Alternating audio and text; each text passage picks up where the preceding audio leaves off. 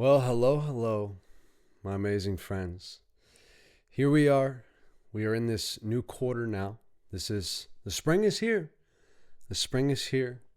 The days are getting longer. The energy is picking up. The fire element is coming through. This element of metamorphosis and transformation.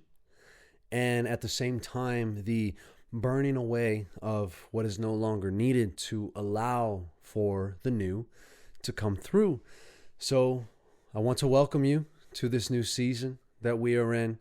And with this new season, obviously brings new opportunities, brings new potentials, and while we're here, brings a new story. So now we are moving into this next chapter, if you will. So the kind of the way that things are playing out is there's 3 episodes for each of the chapters. And so now we are in episode 4. So I feel like just getting right into it today. So episode 4, the space between, and this is scene 1, falling back asleep. It's hard to stay awake in a bed made for sleep.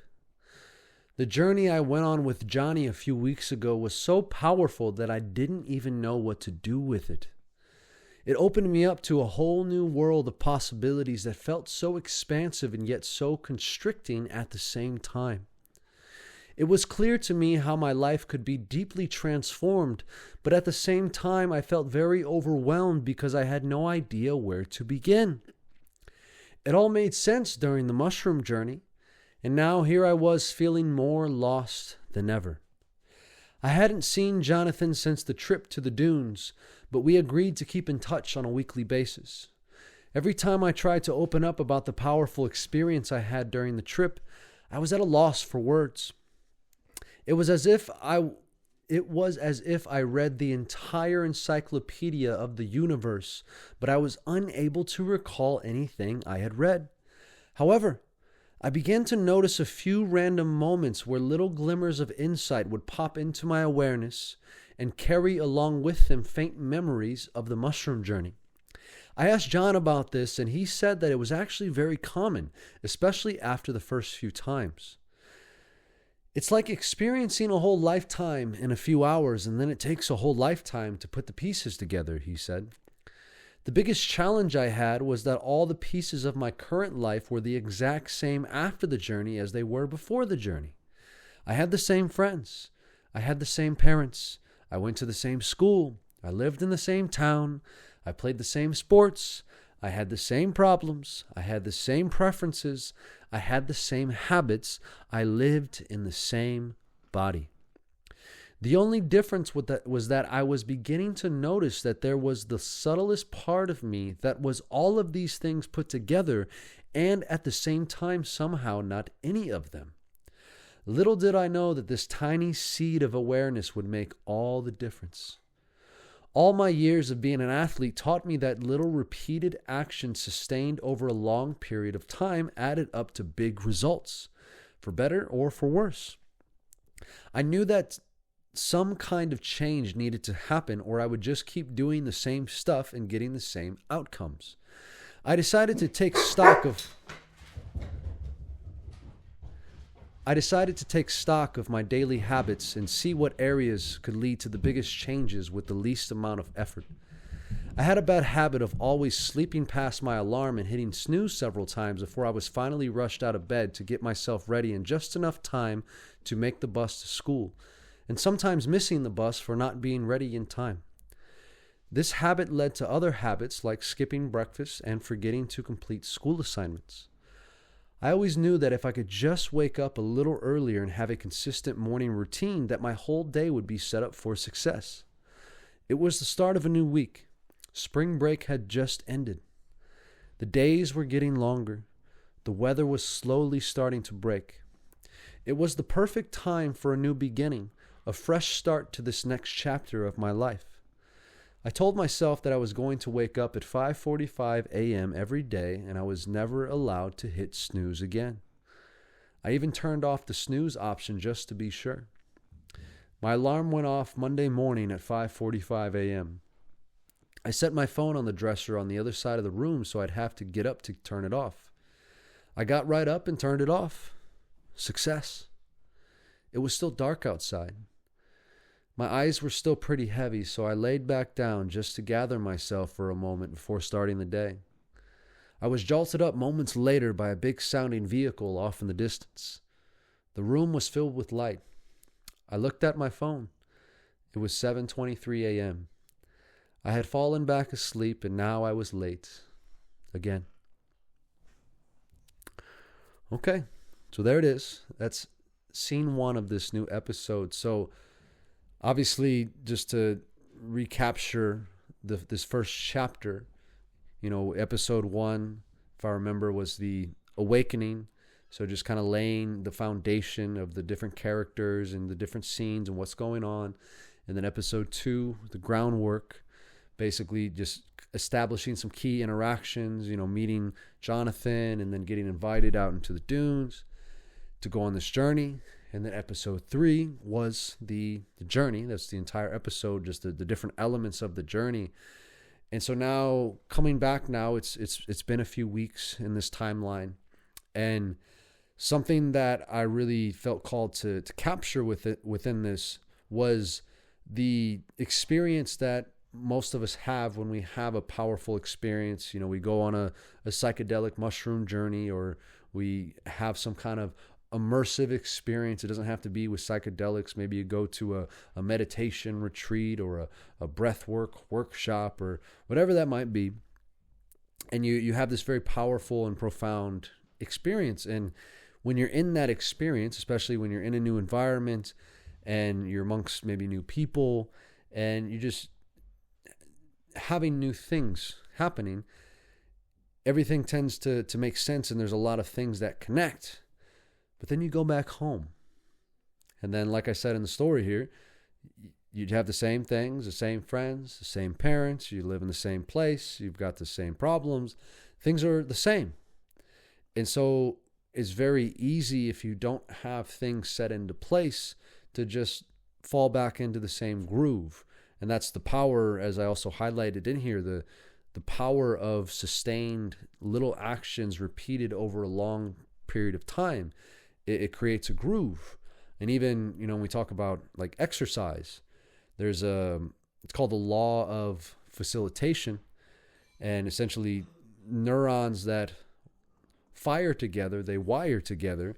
And so when you do one pattern, and when it's new, it's a completely new movement. Like if you ever done like a snatch, it's a very complex movement. And when you're first learning, it's like riding the bike for the first time, there's so many different things going on, or driving the car for the first time, so many different things going on.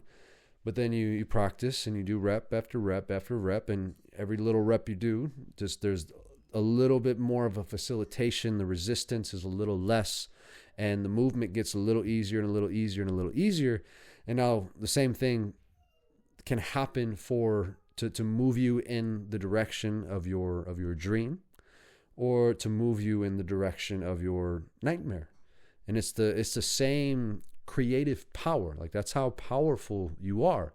You are creating this experience for yourself through these tiny little patterns that a lot of times you don't even recognize that they're happening. And that's one of the first steps, which is why I highlighted within the scene that little seed of awareness, just recognizing that, oh, I had this profound experience, but now here I am doing the same things and nothing's really changed.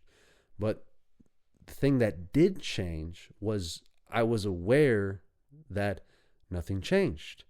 And again, that little seed of awareness can make all the difference. And really, it is all the difference. Because with that, now you're noticing. And now when you notice, now there's an opportunity to choose something different. And so this is something that I get into more in the free course, if you've tapped into that, and obviously in the whole Optimal Athlete program, but really helping to create and firstly identify what is or what are these key processes, these key things that if I just really honed in on these key things, and sometimes they don't even seem like they're that important. In this example here, which I think a lot of people can relate to, it was really just establishing a consistent morning routine, just having something consistent. And this is the power of ritual, which again, like just the patterns, creating this groove for yourself. And at first it takes a lot of energy. If you're already in one groove, it takes a lot of energy to move into another groove.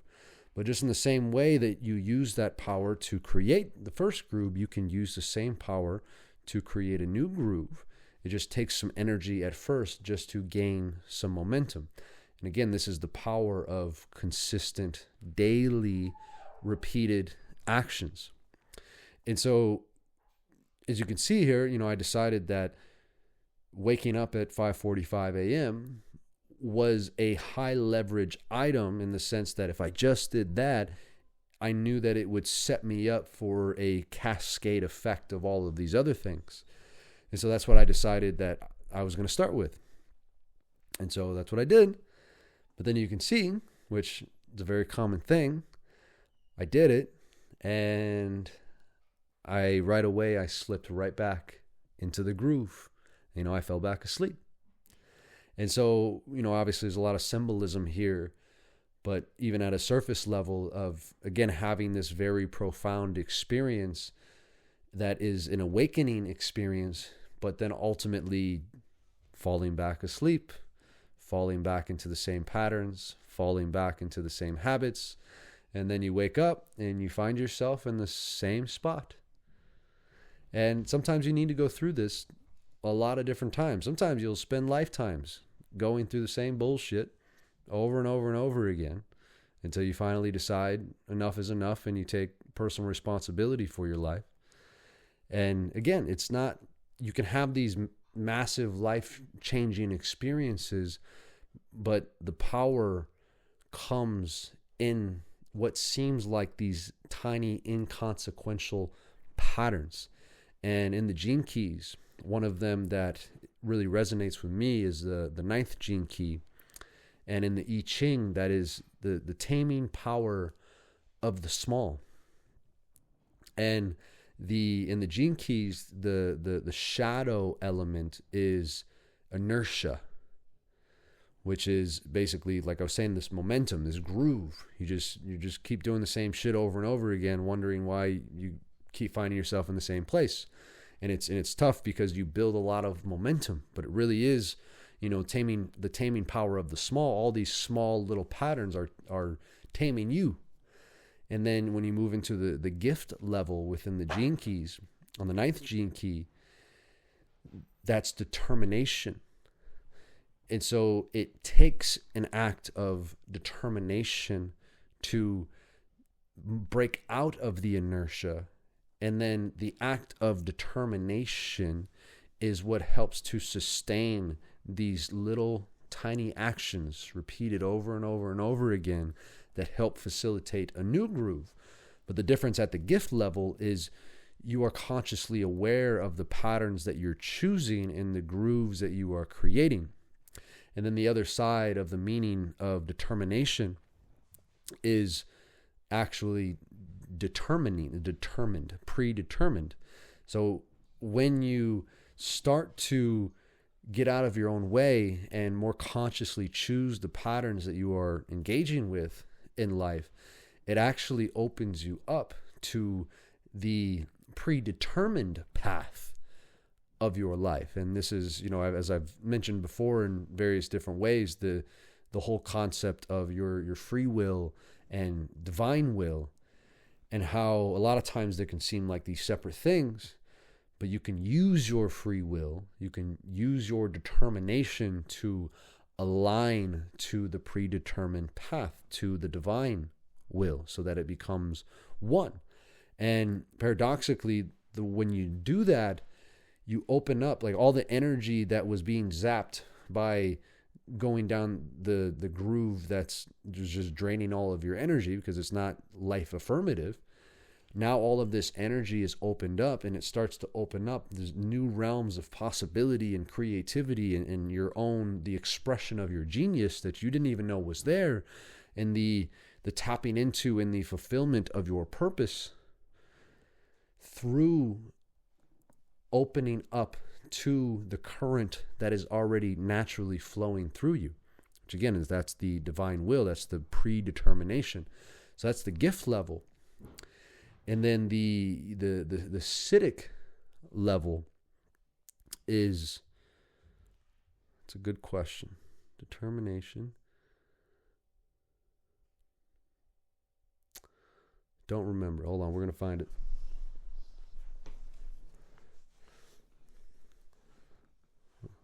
One moment. Here. Invincibility. So the Siddhic level is invincibility, because ultimately, at the Siddhic level, basically your sense of individual ego identity dissolves. So your sense of I-ness dissolves, and paradoxically, and we can get into a deeper discussion of the gene keys, but the ninth gene key, if I remember right, is the programming partner is the 26th gene key, which is the taming power of the great, which the Siddhi for the 26th gene key is invisibility. So there's a connection between invisibility and invincibility. And essentially, the ultimate invincibility is invisibility, in the sense that when you completely dissolve into the determination, into the predetermined path, into divine will, that is the path of invincibility, because essentially it's the path of love. And a paraphrase, a quote from the Gene Keys, it's love is a vacuum, because it constantly, it just takes everything back into itself, because, unconditional love says yes. So there's no need for defense. And so defenselessness is invincibility. Okay. So all that being said, when you are able to consciously choose these patterns in your life, and again, it's identifying what that even is for you. What is the highest leverage action item? What's the one thing that if you, and this is a good practice even for your just day to day, when you're going about your days, just taking a moment to consider, what is, if I just did one thing today, if I just achieved one thing, if I just accomplished one thing, what would that one thing be that would have the biggest impact on everything else and would have the biggest influence on everything else? And again, a lot of times that can be a morning ritual, just something that starts the day off in a way that's consistent for you. And again, you can have, these like more longer drawn out routines, but you can also have these very, very small, again, taming power of the small. It doesn't have to be anything crazy. It's just these little rituals that help to orient you and help to remind you of how you're choosing to show up on a daily basis, that then it sets the stage for the day. And again, if you can master your day, if you can master the moment and do that again and again and again and again and again, moment after moment after moment after moment, day after day after day after day, eventually that leads to a lifetime. And so that's the power of this, and that's really the primary message coming through for this particular scene as we now enter into this new chapter. So we're going to continue to see what is unfolding, and obviously, the story is developing, but along with the story is the actual, living of the story that's happening in real life. So there's a lot of things unfolding in that regard. So, I'd just take this moment to invite you to, if you're not already in the Life Collective Nation, like go in there and kind of poke around and check out. There's been a lot of changes recently. Go check out the events and see the different things that are coming up. We've got a novelty test. So basically, we are testing the different life attributes. So the power, service, grace, novelty, coordination, communication, attraction, flexibility, endurance. We're testing these different life attributes, and then we're also getting ready for the first quest. And I know I've touched on it briefly in different places, but within this is part of the life games, which for me it's like the Olympics of life, in the sense that it's encompassing all of these different elements of life, and it's part of this bigger game of life, and that's what we call the life games. But basically, as part of the life games, there's the test, which are more of just kind of like one-off, testing specific life attributes, and then there's the games, which are drawing upon different elements of the life attributes to play a game involving them. And then there are the quests, which are task oriented. So there's like specific things that need to be done to, task 1, task 2, task 3. It reminds me of, like Harry Potter, Goblet of Fire kind of stuff. And then there's like I call it Life X, which is, essentially like the World Championships, which is a kind of like all the tests all together into one. And then there's the Maximus, which is essentially like the Olympics, where it's once every 4 years, which is kind of everything all brought in together, all into one main core event, kind of the pinnacle of the life games. So either way, we've got a lot of things coming up this quarter, and this is really the first quarter where everything's like fully kind of built out and things are rolling. So there's different performances. I call them performance workshops. Those are going to be coming up, where basically I'm taking the story, I'm taking the music, I'm taking different elements of the teachings and the exercises, and kind of creating a whole experience around it, which for me is really the culmination and the pinnacle of the whole story in itself. And it also ties into the communication life attribute, really being able to encapsulate all of these different modes of expression to truly share and be able to give and receive the message and the teachings that are coming through, and to be able to have that be received at the deepest level possible, that is in align with my own unique way of expressing and my own genius, and inspiring others to do the same. So yeah, a lot of cool stuff coming up. And then the curriculum is being built out. I'm currently working on building a whole manual that encompasses all of the different elements. So be on the lookout for that. That probably won't be till like end of the year, early next year kind of stuff though. But we'll see. I mean, like I said, the spring is here. I can definitely notice the energy is picking up. And so just my willingness and wantingness to engage in all these different things is definitely increasing. So yeah, I mean, it's a lot of cool stuff. So go tap in, and if anything, just keep following along with the story and seeing how things are unfolding. And then look out for episode 1, like official episode 1, which will be more of the accessible version of all of these things put together. So yeah, that's what I got for you today. Thanks for tuning in. Enjoy the spring, and I'll see you next time. Peace.